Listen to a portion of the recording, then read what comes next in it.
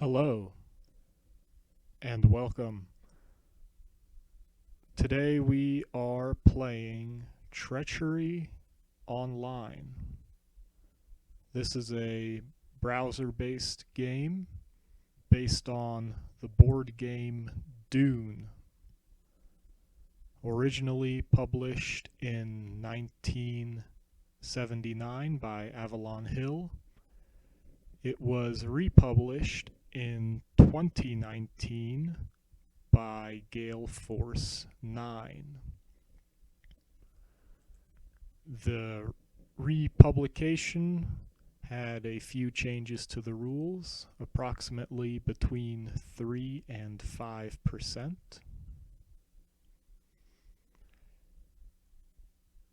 And we are playing a browser adaptation of this classic board game. This is a practice match for a real-life match that is happening tomorrow.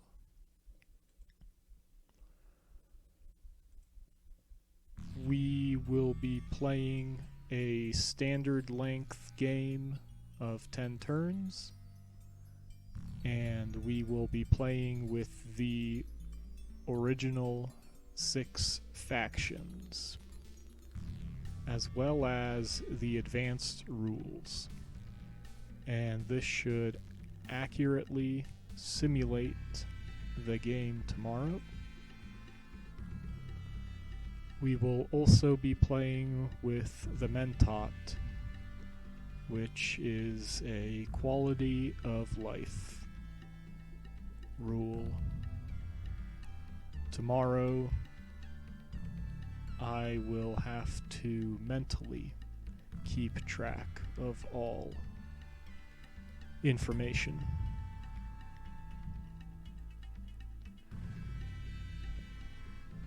It is known that we will be playing as the Fremen. Also known as June.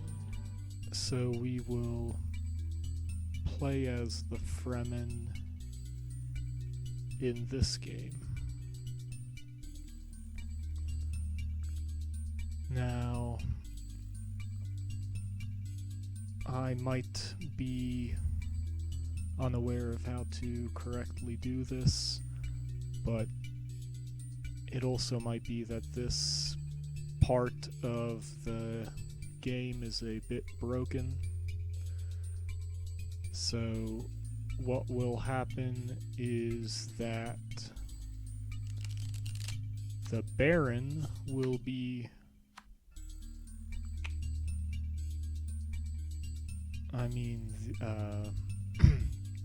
Liet Kynes will be playing as the Baron, and I will be playing as the Fremen. If you hover over these the player symbols, you will be reminded of their faction abilities, their faction leaders, as well as everything else specific to that player.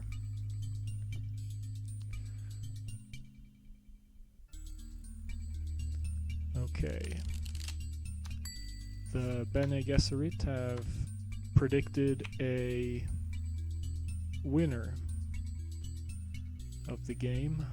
Hopefully it's not us, because we plan to win this one and we do not want our win to be stolen. I have played one full game of Treachery Online last week. I was playing as the Fremen as well, and we actually won at the end of the game with our special victory conditions, as well as the Emperor, who was our ally at the time.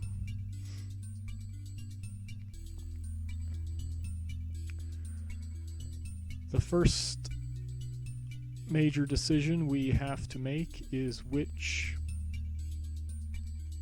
leader to keep as our trader.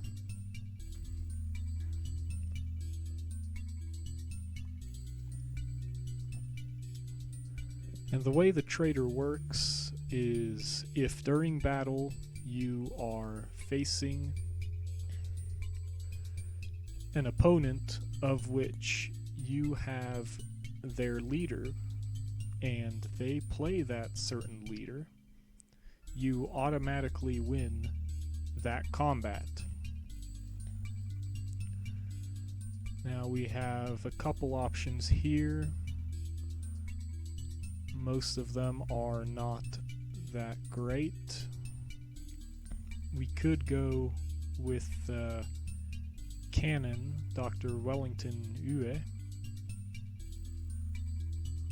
but I think we will go with Lady Jessica, as there is a much higher chance that we will be battling the Atreides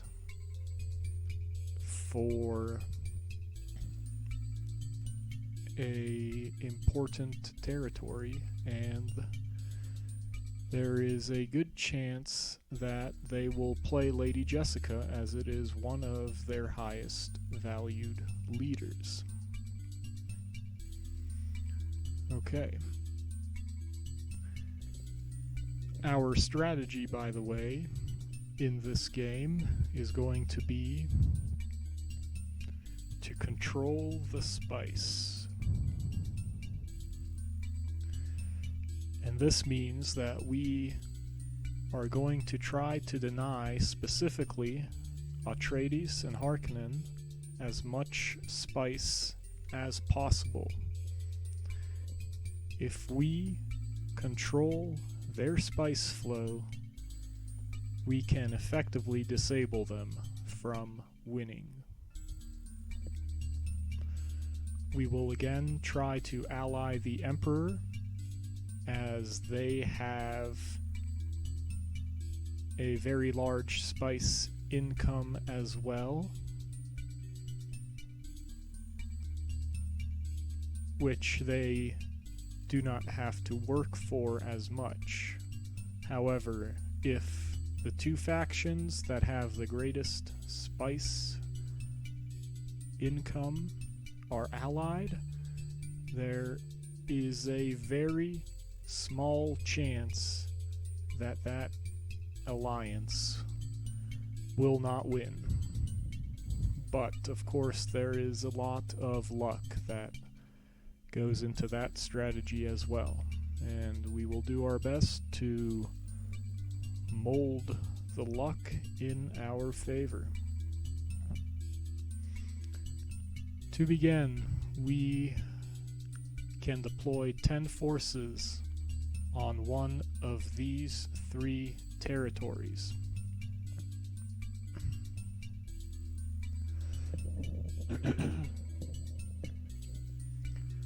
We will definitely place a few forces on Siege-Taber, as that is a victory point, and if we leave it unoccupied,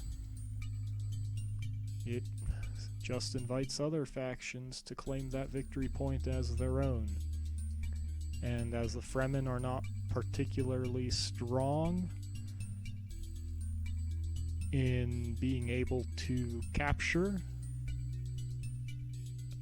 strongholds, we definitely want to start with this one, as it is it can act as a foothold as well as an attractive quality to other players when the time comes to make alliances. For the rest of our forces, we will be placing them on the false walls south,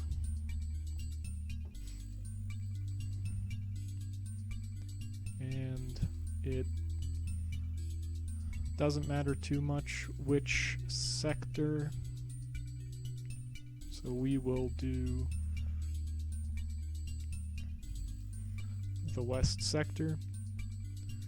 We will place 2 regular forces along with 3 Thetakin there. As you can see, Arakin and Carthage both start with 10 forces as well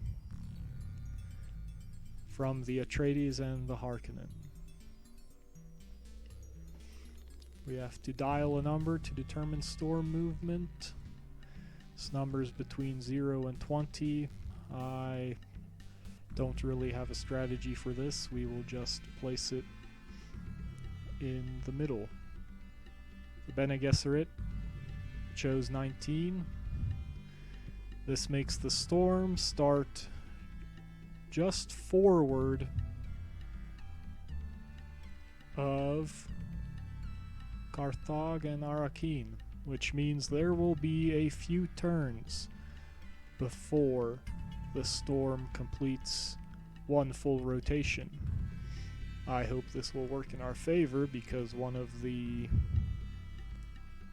not necessarily key points, but one of the great game-changing points of this strategy is to eventually acquire the family atomics, use them on the shield wall, which would eliminate the protection from the storm of these 2 strongholds and cause all units here to be susceptible to the storm. With the advanced rules in play, the Fremen actually take half of storm losses. So this means that we will be able to partially survive the storm, even in unprotected strongholds. And this might just give us the tipping point advantage in the late game. But again, this all depends on us receiving the family atomics and being able to use them. But it does not consider the fact that another faction might actually use the family atomics.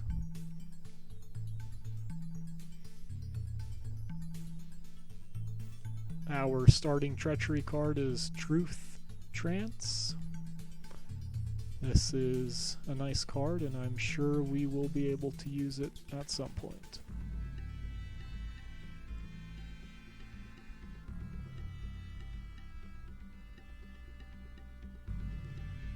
Okay, we have some deals available here, but as the Fremen only start with 3 spice, I am not interested in any of these right now. Spice bloom located. The first spice blow, 6 in the Old Gap and 6 in Wind Pass North. So, we have to aim for these spice blows now. And I believe the only spice blow location that is not immediately available to us at the beginning of the game is the Shihaya Ridge. Luckily the spice did not blow here. But the Old Gap will definitely be heavily contested between Atreides, Harkonnen, and myself as well. Bene Gesserit claim charity, that is also part of the advanced rules, and now we start the bidding phase. I am not going to be using all of my spice for a single card. If the bid is 1, maybe 2, I might bid on the treachery card, but especially as we already have a useful card in our hand, it is a very low priority to try to spend our spice on these cards. That being said, I will bid 2 on that one just to increase the price of others.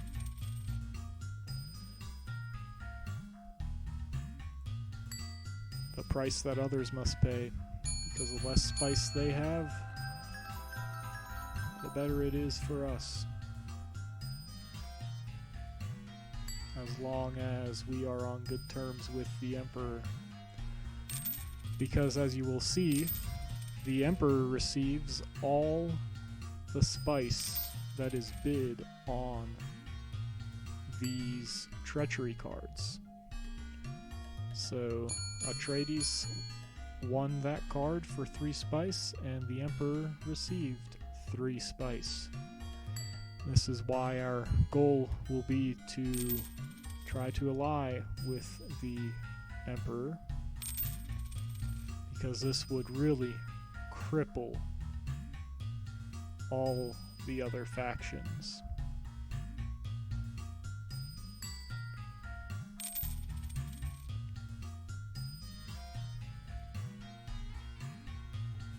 And we have down here the Mentat. As you can see, the Mentat keeps track of how many treachery cards each faction has, as well as if any of these are known, they will display which treachery card they are, which is helpful for us, as we do not have to remember quite as much during the game. Oh no. We just wasted 2 spice on a worthless card. That's okay though. They don't know it's worthless. And a Fremen with 2 cards in their hand is more dangerous than a Fremen with 1 card in their hand. This is the last treachery card here. Okay. Unfortunately, this was not the family atomics, but we will make it work. Revival phase. Shipping phase. Okay. Space Guild always gets the option to choose when during the turn that they play, and usually it ends up being the last turn. This means that they sometimes play as the Peacekeepers, though that role is usually played by the Emperor, because they more or less, their default role is to keep the balance of the game. As you can see, they actually do not have any forces on the planet to begin with. But they have much spice to deploy units, to distribute treachery cards.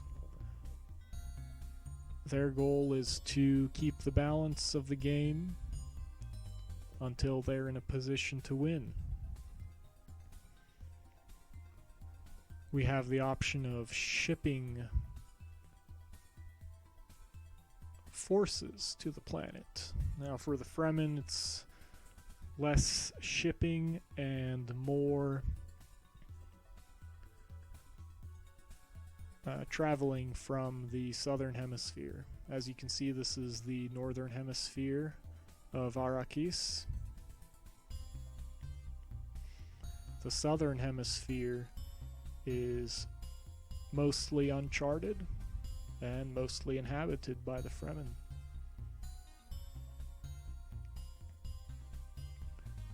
We will travel to the Broken Land.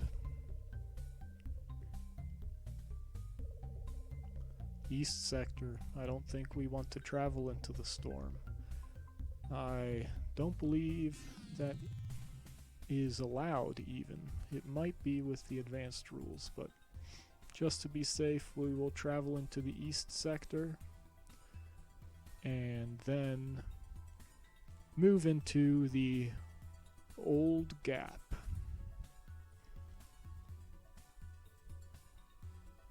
Is that a good strategy though? Because right now only the Bene Gesserit are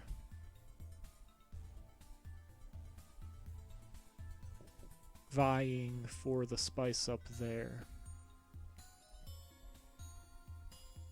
We don't really care as much about them, we care about the Atreides. Have Harkonnen already moved? Harkonnen have not moved. But it is a better choice to win past North Sector, to fight the enemy that is there rather than the enemy that might be there. And even if they do move there, they will either reduce their strength in Carthage or potentially lose some forces through the Bene Gesserit, which the Bene Gesserit actually have quite a advantageous combat setup. I think 5 forces should be enough. Wind pass north sector. See, that is something that will be much easier in real life, placing your units on the correct territory. Some of these have very similar names. You can see Cielago Depression, Cielago North, Cielago South. We are going here. Okay, perform a move. Now, I don't think we can reach the old gap from Sietch Tabor. No, we can only move a maximum of 2 territories. So we could get to the, well, we could get to the Broken Land if the storm wasn't there, but I don't think we can vie for both of these spice blows at the same time right now. So we will pass movement.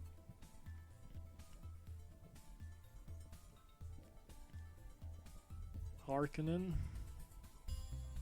Frigate has arrived. Oh, they ship to Sietch Tabor. Are they going to move out of it, or are they going to fight me? Frigate has arrived. That is quite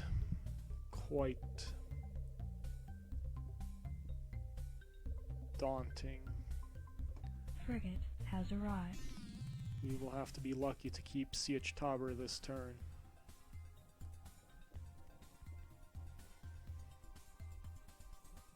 Okay. We have the Emperor in Carthage. We have the Guild in Arrakeen. And we have Harkonnen and Sietch Tabor. Who is the first player? Atreides? I think we are actually the aggressor. So we have a slight advantage because the aggressor wins draws. So we just have to make sure to equal Harkonnen. We do not have to beat Harkonnen. Looks like Atreides will win the battle for Arrakeen.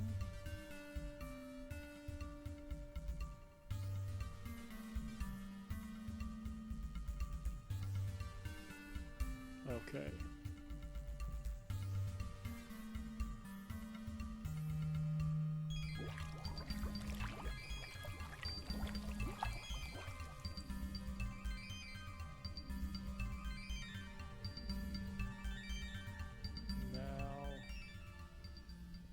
Now it is our turn. Okay. Atreides will know what weapon I use. Well, you can have a preview of this worthless card then, if you really want. Atreides can use a maximum of 2 forces on their dial. And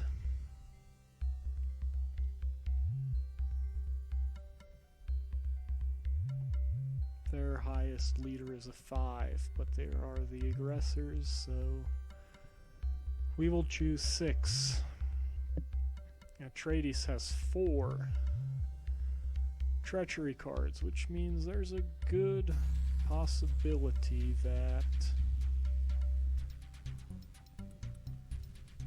they will be able to kill our leader.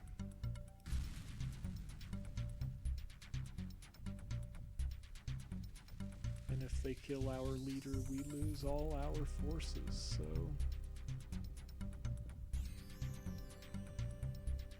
let's just do 4 and 5. Should we do 5 and 3? Might be a better choice. We will forfeit any claim we have to the spice, but 8 to their 8 versus their maximum 7.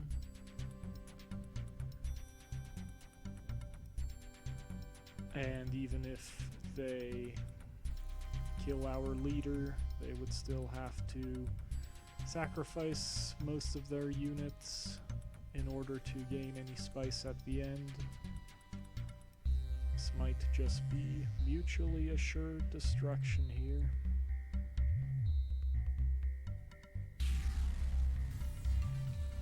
How did they play the Kwisatz Haderach already?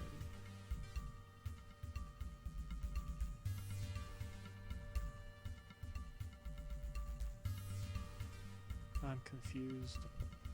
I thought this was only available after they had lost a certain amount of forces. Well, they have won because I believe this adds 2. Yes, it adds 2 to their total forces, but it was mutually assured destruction. There are no units that remain in the Wind Pass North. Okay, we are fighting Harkonnen now in Sietch Tabor. They have 4 units here, 4 units, plus a maximum of 6. They might play 10 total strength. Okay, we have 5 and a 7.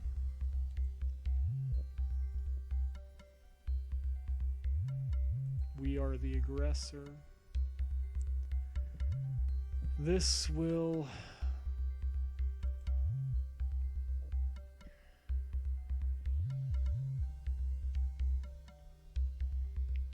give us the slight win with 1 unit remaining if Harkonnen do not play any treachery cards. But I'm sure they will. Let's try to gain some information from Harkonnen. I will ask if Stilgar is one of their traitors.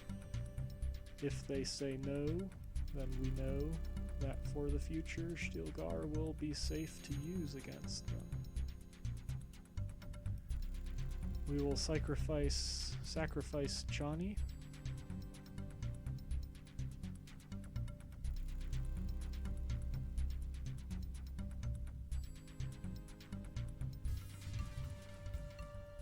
Yep, they play Lasgun.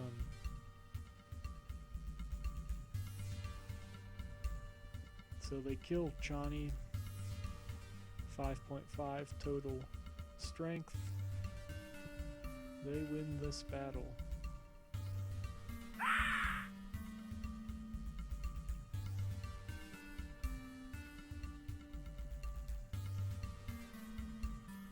Wait, I did not ask my question.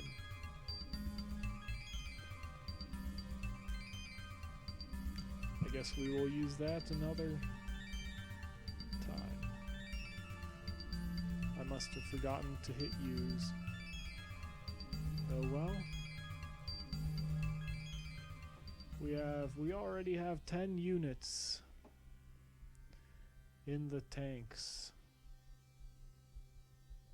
Not a great start, but it is still turn 1.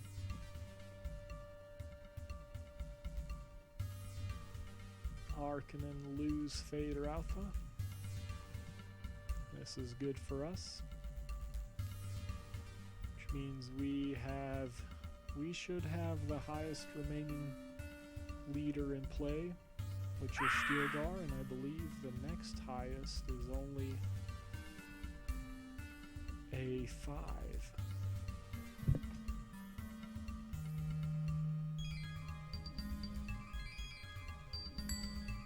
Battle phase has ended.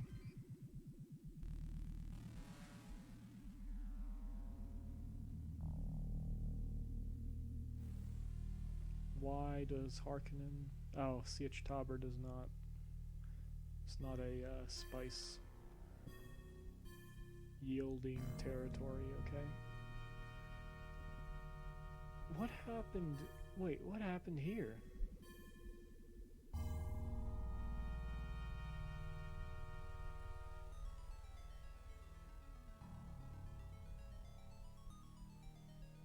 Where did all of Harkonnen and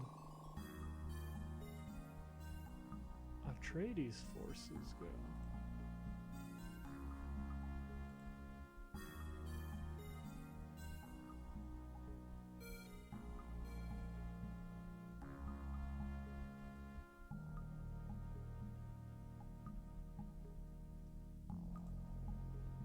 How did I miss that? Can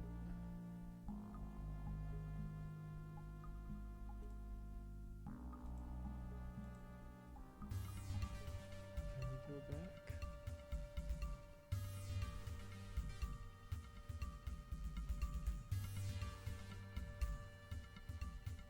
The Emperor just kamikazed Arakeen, I guess?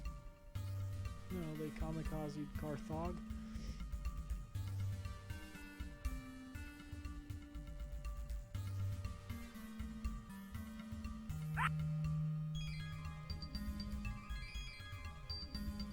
is going on? Okay. Okay. Replay this last battle. Yeah, I did miss this. They used all 10 forces. Okay. But that was in Carthage. Arakeen, I guess the guild did the same thing to the Atreides in Arakeen. Well, there were quite a few interesting battles that first turn. And at the end of the first turn, we have 1 spice and 0 victory points.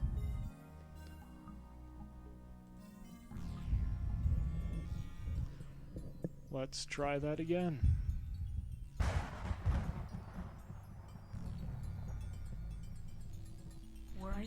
Located. So as a Fremen, we have knowledge of how far the storm will move. Oh.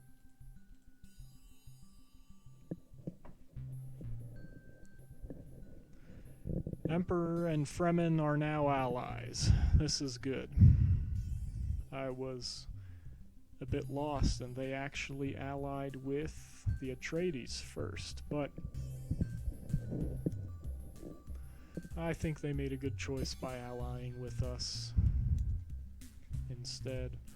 I should have been paying more attention because a worm appeared that creates a nexus in the timeline, and that is when alliances are made. But as I was saying, this spice blow here, most factions might be a bit worried to vie for it because the storm is so close. And because there was a worm sign, there's only one additional spice blow, and that is in the Broken Land. So I think our goal for this turn will not to be to retake Sietch Tabor, but instead to vie for the spice in the Broken Land, as I think this is fairly safe from being taken by anyone else.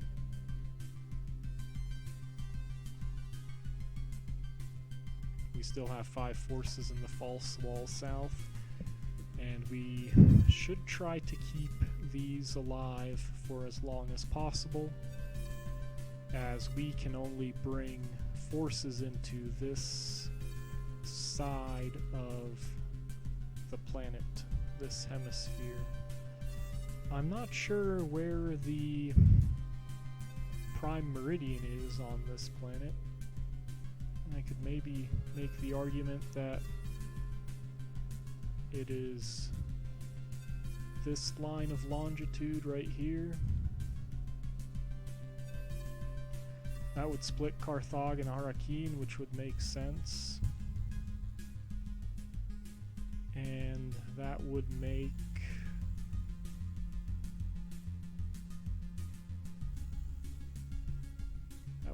this the Western Hemisphere and this the Eastern Hemisphere. So the right side would be the West.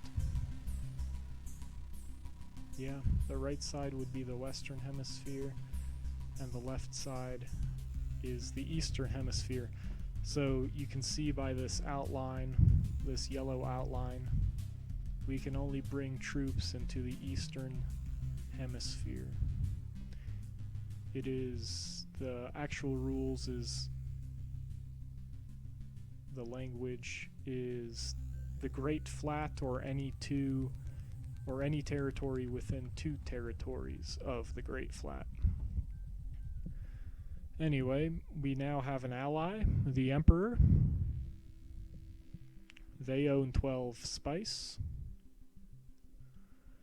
I am not willing to pay anything for their bids, but I am going to allow them to take advantage of our faction's special abilities. Spice bloom located. Now there's another spice blow because of the worm, okay. So Habiana egg.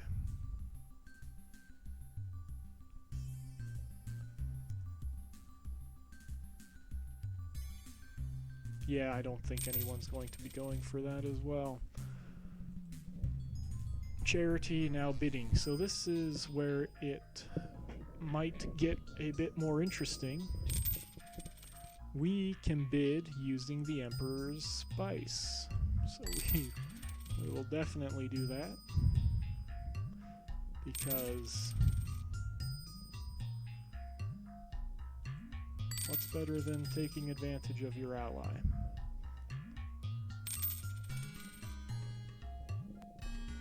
If a nexus occurs towards the very end, maybe turn 9 or 10, breaking the alliance is definitely an option if it appears that there will be no outright winner, and the winning conditions, or the winner will be determined by the special win conditions. And if that's the case, why would we want to share a potential win when we could when we could win it by ourselves. So now the Bene Gesserit have bid 7 spice. I'm going to pass on that because now they are 7 spice down and the Emperor is 7 spice up.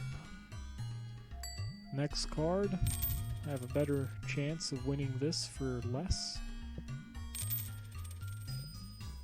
And even though the Emperor will not lose any spice, like if I had bid 8 on the last card, they would not have lost 8 spice, but they would have lost out on the opportunity to gain 7. So you have to keep that in consideration as well. Try to build up your allies, if you're allied with the Emperor, try to build up their spice levels in the first few turns. Right now the Emperor has 19. If we can bump that up to, I'd say, at least 30 in the next turn, then we would be in a pretty good position because we would have a lot of spice available for us to outbid pretty much every treachery card in the future, as long as we have an open hand, as well as being able to revive plenty of troops and ship plenty of troops. And look at this. We won the Family Atomics. Card can be played before the storm moves if we have forces on the shield wall or on an adjacent territory. Excellent, excellent. And the shield wall is just 1 move away from our forces in the Western Hemisphere.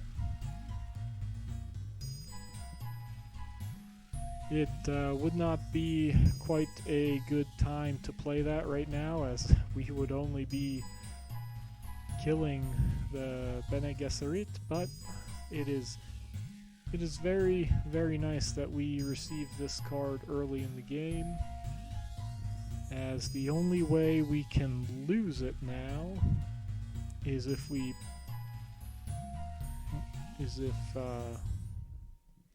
Harkonnen uses one of their special abilities.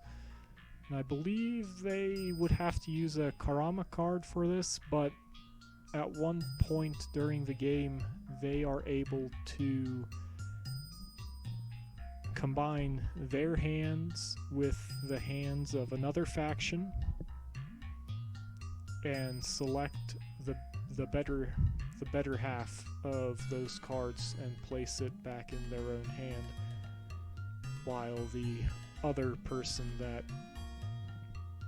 whose cards they took receives the remaining junk ones. But even if he does steal it, I mean, the only reason he would steal it is if either he was planning to use it himself, or possibly if he controlled 1 or 2 of those great cities and wanted to ensure that no one else played the Family Atomics. So we'll have to watch out for that, actually. That would be very strategic of Harkonnen to do that. Let's move on, though. Emperor bids 2. So generally I would not try to outbid the Emperor, but as the guild put a bid in there in between, we don't want the guild to receive a card for 3 spice. That's way too affordable. We received the shield. It's good. We can partially protect Stilgar now.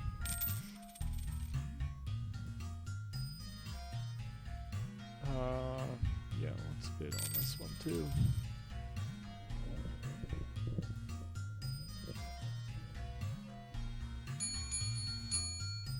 we won Karama.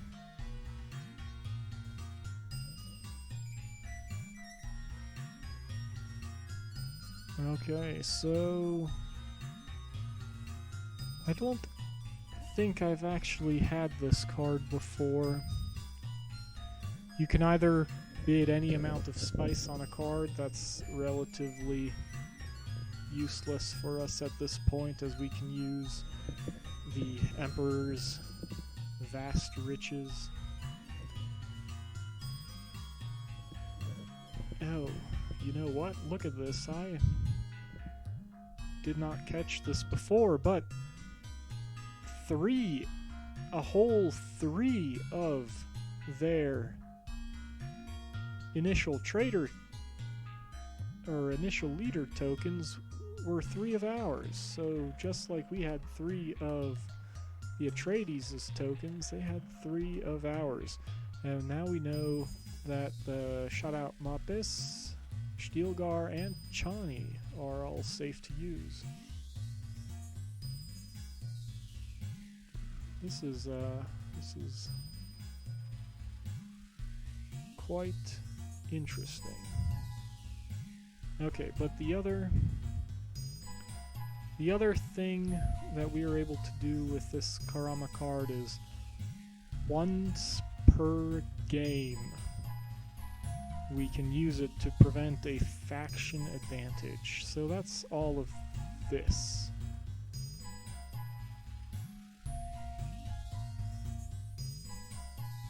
Which we will probably try to use it against the Atreides or the Harkonnen during battle. Okay, we can either tell Atreides to